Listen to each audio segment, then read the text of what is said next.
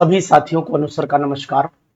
Jharkhand PGT examination हो चुका है और लगभग लगभग आंसर शीट भी आ चुकी। लोगों ने जो क्लेम करना होगा कर लिया होगा। अब इंतजार सिर्फ रिजल्ट आने के बाद हमें क्या होता है, दौड़ा धूपी, ये डॉक्यूमेंट वो डॉक्यूमेंट ये सब चाहिए होते हैं। तो मैंने सोचा कि क्यों ना आपकी थोड़ी सी मदद कर दी जाए। इन डॉक्यूमेंट्स के वेरिफिकेशन में हमें कौन कौन से डॉक्यूमेंट्स चाहिए होंगे और किन डॉक्यूमेंट्स पर हमें विशेष फोकस करना है, ये चीजें भी बहुत इंपॉर्टेंट है। कौन कौन से डॉक्यूमेंट अगर हमारे पास तैयार रहेंगे तो हम हो सकता है उस समय बहुत प्रेशर में ना आ पाए, क्योंकि आप जान रहे हैं कि अगर आप उस पर्टिकुलर यानी कि अगर आपके नंबर अच्छे हैं और आपको लगता है आप कट ऑफ में आ सकते हैं, जैसा कि मैंने बोला भी है कि कट ऑफ जितना आप सोच रहे हैं उतनी हाई फाई भी नहीं जाएगी और जितना आप कम सोच रहे हैं उतनी भी नहीं जाएगी, जैसा कि मैंने अपना ऑन एन एवरेज आपको दिया है। सभी का कट ऑफ आपको बताया, चाहे वो एससी कैटेगरी का हो, चाहे ओबीसी कैटेगरी का हो और चाहे जनरल कैटेगरी का हो। सभी का कट ऑफ आपको बताने की कोशिश की। अदर स्टेट वालों की कंडीशन भी आपको बता दी, वो जनरल में काउंट हो, एज यूजुअल काउंट होंगे, कोई नई बात नहीं है। और जनरल में भी अगर दो लोगों के नंबर समान हों और जो दो लोग हैं अगर वो एक ही स्टेट के हैं समान नंबर वाले, तो जिनकी उम्र ज्यादा होती है यानी जिनका डेट ऑफ बर्थ कम रहता है, मतलब पीछे का रहता है, यानी उम्र में ज्यादा होते हैं, उनको प्रेफरेंस दी जाती है। ये भी एक नियम है। और दूसरा नियम है कि अगर आप सेम नंबर के हैं और अदर स्टेट को बिलोंग करते हैं तो सेम नंबर वाले अदर स्टेट में भी कंडीशंस लग जाती हैं कि फिर वो अपने स्टेट को पहले प्रेफरेंस दे, पहले एज फैक्टर लगाएंगे फिर अदर स्टेट लगाकर उसे।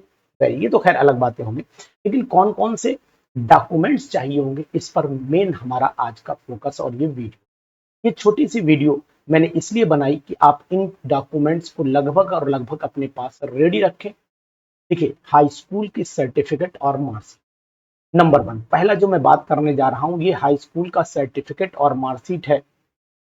ये आपको जो नंबर वन वाला है जिसको मैं यहाँ दिखाने की कोशिश कर रहा हूँ, ये नंबर वन का जो डॉक्यूमेंट है, ये वाला वन वाला, ये आपका रेडी रहना चाहिए। लेकिन एक बात और ध्यान रखें, अगर आपकी हाई स्कूल की मार्कशीट में नाम और सर्टिफिकेट में नाम अलग अलग है या डेट ऑफ बर्थ आपने जो पहले की थी, इन सबको करेक्ट करा लीजिए, अभी मौका है, नहीं तो बाद में सिर्फ पछताएंगे और कुछ नहीं होगा, पेंडिंग हो जाएगा आपका सिलेक्शन। तो हाई स्कूल की मार्कशीट और सर्टिफिकेट विद करेक्ट डीओबी और नेम होना चाहिए, मैच करना चाहिए और वही होना चाहिए जो आपने फॉर्म में फिल की थी। अगर कोई कंडीशन है तो फिर आपके पास में उसका प्रूफ होना चाहिए, ये बात भी ध्यान रखिएगा।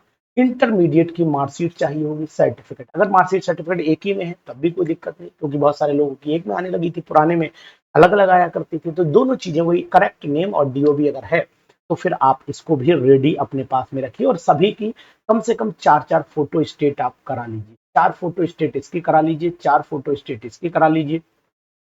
ग्रेजुएशन की भी चार फोटो स्टेट करा लीजिए, सबकी चार चार फोटो स्टेट करा के रख लीजिए। दो दो चाहिए होंगी, ज्यादा नहीं चाहिए होंगी, लेकिन फिर भी अपने पास सेफ रहेंगी तो ठीक है। ग्रेजुएशन की मार्कशीट और डिग्री चाहिए, अगर लोगों ने डिग्री नहीं निकलवाई है तो फिर आप प्रोविजनल डिग्री निकलवा लीजिए अभी आपके पास। अगर आपको उम्मीद लगती है कि आप सिलेक्शन के क्राइटेरिया में हैं तो डिग्री आप आसानी से निकलवा लीजिए और अपने पास रखिए, बाद में परमानेंट आपकी डिग्री आ जाएगी। प्रोविजनल तो फिलहाल निकलवा ही लीजिए, और नहीं अगर ओरिजिनल डिग्री आपके पास में है, मतलब प्रोविजनल नहीं, परमानेंट डिग्री जो मिलती है वो है, तो बहुत अच्छी बात है। तो ग्रेजुएशन की डिग्री होगी और पोस्ट ग्रेजुएशन, ये मैं पीजीटी की बात कर रहा हूँ। अगर टीजीटी में भर रखा है तो पोस्ट ग्रेजुएशन की आवश्यकता आपको नहीं पड़ेगी, लेकिन अगर आपने फॉर्म में लगा रखा है तो फिर जरूरत आपको पड़नी चाहिए, इस बात का भी आपको ध्यान देना पड़ेगा। अब इसके बाद आ जाइए, आधार प्रॉपर होना चाहिए। जो डीओबी आपकी हाई स्कूल की मार्कशीट में हो वही आधार में होनी चाहिए, नहीं है तो फटाक से उसको करेक्शन करवा लो। नाम जो आधार में हो वही वही हाई स्कूल की सर्टिफिकेट, हालांकि डेट ऑफ बर्थ और नाम हाई स्कूल के सर्टिफिकेट के ही वैलिड हैं, ये गवर्नमेंट का नियम ऑल ओवर इंडिया में चलता है, ऐसा नहीं। फिलहाल आधार होना चाहिए। एड्रेस वही आधार पर होना चाहिए जो आप दिखाएंगे निवास पर, डोमिसाइल दिखाएंगे वही आधार पर एड्रेस होना चाहिए, इस बात का भी आप ध्यान रखेंगे, अलग अलग एड्रेस नहीं दिखाइएगा। फिलहाल ये बहुत बड़े फैक्टर्स नहीं, लेकिन आधार तो एक ही बनता है ना, तो इस वजह से टेंशन नहीं लीजिएगा, बहुत परेशान आपको होने की जरूरत नहीं है। कास्ट सर्टिफिकेट ऑनलाइन वेरीफाइड होना चाहिए। अगर आपने जो कास्ट लगा रखी, जो आपने चीजें बढ़ाई हैं, यानी कि अगर आप किस कास्ट को बिलोंग करते हैं, तो ये कास्ट सर्टिफिकेट ऑनलाइन वेरीफाइड होना चाहिए। ऑनलाइन वेरीफाइड का मतलब आपने जन सेवा केंद्र से अगर बनवाया होगा तो फिर ये ऑनलाइन वेरीफाइड ऑटोमेटिकली होगा, उस पर एक नंबर पड़ा होगा जिससे वो वेरीफाई हो जाएगा। ये चीज ध्यान दीजिएगा। अब आप एक चीज और ध्यान देना कि अगर आपने कास्ट सर्टिफिकेट बनवाया है तो दो जगह से बनता है। मैं आपको ये भी बता दे रहा हूं, एक तो कास्ट सर्टिफिकेट आपका जो बनता है वो बनता है यूपी, एमपी, यानी स्टेट का बनता है, एक स्टेट का बनता है। और दूसरा जो बनता है, दूसरा ध्यान दीजिएगा, दूसरा जो बनता है वो आपका जो है वो सेंट्रल से बनता है। तो आपको उम्मीद है स्टेट वाला ही चाहिए होगा। अगर कोई कंडीशन आपके नोटिफिकेशन में सेंट्रल से लगी तो सेंट्रल का तो हर जगह चली जाता है, वो कोई दिक्कत है ही। अगर आपके पास स्टेट का है तो फिर वो भी ठीक है। निवास प्रमाण पत्र आपको लेना पड़ेगा, डोमिसाइल, पता है ये सर्टिफिकेट बन जाएगा, इजीली वे में इसे बनवा लीजिएगा, कोई दिक्कत आपको नहीं है। करेक्टर सर्टिफिकेट ये भी ऑनलाइन बनवा लीजिए, अगर ऑनलाइन नहीं तो किसी गजिस्टेड ऑफिसर से भी आप बनवा लेंगे, जो गवर्नमेंट में गजिस्टेड ऑफिसर हो उससे बनवा लीजिएगा, वो भी वैलिड हो जाएगा। मेडिकल सर्टिफिकेट अभी नहीं बनवाइएगा, मेडिकल सर्टिफिकेट जब आपका रिजल्ट अनाउंस हो जाए तब बनवाइएगा, उससे पहले मेडिकल सर्टिफिकेट आप परेशान नहीं होइएगा, क्योंकि मेडिकल सर्टिफिकेट की वैलिडिटी की एक लिमिट है, उसके बाद वो एक्सपायर।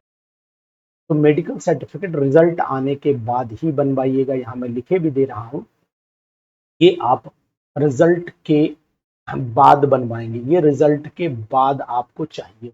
एक बात ध्यान, फोटोग्राफ बनवा लीजिए, बनवा के रख लीजिए, एक मतलब 5 6 7 तो होने ही चाहिए, रिसेंट हो, कलर्ड हो, ठीक है। एक प्रॉपर वे में बनवाइएगा, जो आपने फॉर्म में लगाए थे वही रखिएगा, ज्यादा वेरिएशन क्योंकि बहुत लंबा समय आपको नहीं हुआ है। एडमिट कार्ड जरूर रखिएगा जिससे आपका रोल नंबर पड़ा हो, ठीक है, ये जरूर ध्यान से एडमिट कार्ड रखिएगा। अगर आपने ऑनलाइन निकलवाया है तो इसको संभाल करके रखिए, इसकी फोटोकॉपी। रिजल्ट जब निकलेगा तो उसकी फोटो स्टेट आप जरूर अपने पास में रखेंगे। इस हिसाब से कभी कभी दिक्कत आती है तो प्रूफ के लिए आपके पास में रिजल्ट रहनी चाहिए। और अभी एफिडेविट की बहुत बड़ी बात नहीं आई है, तो एफिडेविट अभी प्रोविजनल है तो इसको मैं कट कर रहा हूं फिलहाल। एफिडेविट की जरूरत पड़ जाती है कभी कभी, कुछ आयोग जो है एफिडेविट मांगते हैं, लेकिन मान के चलिए कि लगभग ना के बराबर मांगते हैं। एफिडेविट की बहुत बड़ी आवश्यकता इस समय अब नहीं रह गई है, पहले पड़ती थी जब मैटर ऑफलाइन हुआ करता था, अब सब मैटर ऑनलाइन है, इसलिए एफिडेविट की आवश्यकता आपको नहीं पड़ेगी। तो अगर ये डॉक्यूमेंट हैं, इनकी सभी की फोटो स्टेट 4 4 जरूर करवा के रख लीजिएगा। 4 फोटो स्टेट मैं इसलिए बोल रहा हूं, कभी कभी 2 कॉपी जमा करा लेते हैं, ठीक है। तो इस तरीके से सबकी फोटो स्टेट आप 4 4 करा लीजिएगा और सेल्फ अटेस्ट कर लीजिएगा, और सेल्फ अटेस्ट ही वैलिड मानी जाती केवल। अब ये ओरिजिनल हो गए, इनको ना सेल्फ अटेस्ट कर लेना, कहीं हाई स्कूल की मार्कशीट सेल्फ अटेस्ट करके लेके चले गए, ऐसा नहीं। जो ओरिजिनल है उन पर कोई छेड़छाड़ नहीं करनी, जो इनकी फोटो स्टेट है उनको सेल्फ अटेस्ट आप कर लीजिएगा ना, इसका सेल्फ अटेस्ट करके आप अपने पास रखिएगा। सभी जितने भी हैं सभी के डॉक्यूमेंट के 4 4 आपको फोटो करा के अपने पास। ये सब बातें आपको बताने का मेरा उद्देश्य सिर्फ इतना है कि आप एक परफेक्ट वेरिफिकेशन में जा सकें, वहां आपको कोई दिक्कत ना आने पाए। और साथ ही साथ इस बात का भी विशेष तौर से ध्यान रखें कि ये सभी डॉक्यूमेंट में नाम एक ही होना चाहिए, जहां जहां डीओबी है वो सब एक ही होना चाहिए। अगर डिग्री और नहीं मिल पाई है या पोस्ट ग्रेजुएशन की डिग्री नहीं मिल पाई तो प्रोविजनल निकलवा करके रख लो। Aadhaar, caste certificate, domicile, character, medical अभी नहीं बनवाना है, रिजल्ट के बाद बनवाइएगा। फोटोग्राफ, एडमिट कार्ड, ये सब रख लीजिए।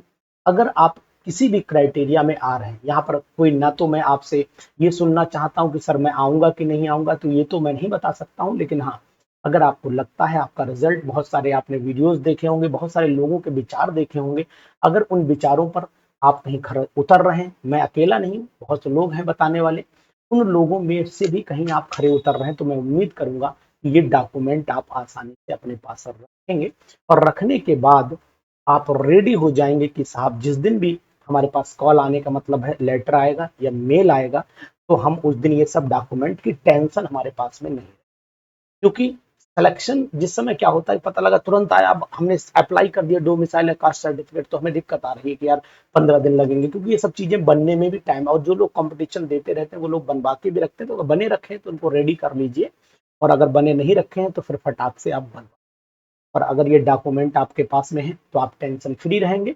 और मैं ईश्वर से यही कामना करूंगा कि आप भाई इन डॉक्यूमेंट का वेरिफिकेशन कराएं और आप सेलेक्ट हों, as a PGT teacher select हो, as a TGT teacher select हो, चाहे आर्ट में हो चाहे हिस्ट्री में हो, किसी भी सब्जेक्ट में हो, ये डॉक्यूमेंट तो चाहिए ही चाहिए होंगे। टीजीटी में एक बात याद रखना, जो आपने फॉर्म में अप्लाई कर रखा है वो सभी डॉक्यूमेंट लेकर के जाने। वो मांगेगा नहीं मांगेगा ये अलग मैटर नहीं, ना मैं आपसे कोई बहस करने के मूड में हूँ कि सर मैंने भरा ही नहीं था या मैंने भर दिया जब मेरे उसकी रिक्वायरमेंट ही नहीं तो क्यों मांग रहा है, ये सब बेकार की बात, कोई मतलब नहीं। आपने अगर लिख दिया कि मैंने पोस्ट ग्रेजुएशन किया हुआ इस सब्जेक्ट में, तो फिर ले जाने में एक कागज कौन सी आपको तकलीफ हो रही, ले जाइए उसे। और वहां से ऐसा नहीं कि वो पता लगा वहां जाके दिक्कत कर रहा है, आप मेंटली प्रेशर में आ रहे हो, जॉब होते हुए भी डर रहे हो, ये सब चीजें आपको प्रेशराइज करेंगे। इसलिए आप प्रेशर से बचने के लिए क्या करिएगा, ये डॉक्यूमेंट ले जाइए और उम्मीद करिए कि आप इन डॉक्यूमेंट का वेरिफिकेशन करा करके एक बार सेलेक्ट होकर के फोन हमें जरूर करेंगे कि sir I am the selected one. लेकिन अभी तो रिजल्ट नहीं आया, और चीज आपको और बता दें, रिजल्ट जल्दी आएगा।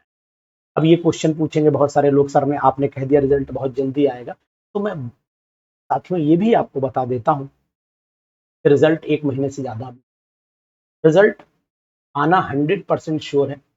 यानी कि नेक्स्ट मंथ के लास्ट तक मुझे उम्मीद है कि रिजल्ट की आपको सुखबुक सुनाई देने लगी।